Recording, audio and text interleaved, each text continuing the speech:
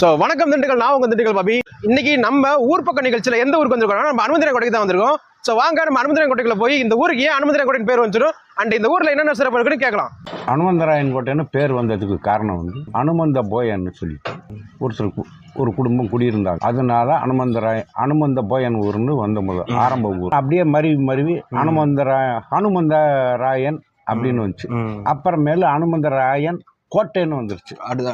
அடுத்து மருவி அப்படியே அனுமந்தராயன் கோட்டைன்னு வந்துருச்சு. நேச்சுரலா பார்த்தா ஹனுமந்தராயன் கோட்டை தான். ஹான் வரும்ல, ஹனுமந்தராயன் கோட்டை அந்த போயனோட பேர். சரி. போயன்னா அவங்க கல் உடைக்கிறவங்க. அவங்க வந்து முதல் குடியிருந்தது இந்த ஊர்ல.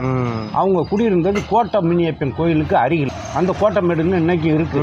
இந்துஸ் வந்து கும்பிடுறது வந்து முனியப்பனுக்கு அருகிலே இவங்க கிறிஸ்டின்ஸ் வந்து வந்தவங்க புனித இஞ்ஞாசாரை வந்து வச்சு கும்பிட்டாங்க. இங்க வந்து மலர் சாகுபடி ஜாஸ்தி. மலர் சாகுபடி ஜாஸ்தி சொல்லலாம். நல்லா இருக்கு. இப்போ ஓரளவுக்கு பராமரிப்பு இப்ப கொஞ்சம் டெவலப் பண்ணியிருக்காங்க. இஞ்ஞாசார் சர்ச்சில் பல இதுகளை டெவலப் பண்ணி இப்ப அதாவது 14 ஸ்தலங்கள் அமைக்கிறாங்க. இப்ப புதுசா அமைக்க போறாங்க. அமைக்கிறாங்க. அந்த இடத்தையும் நீங்க இது பண்ணிக்கலாம். சரி.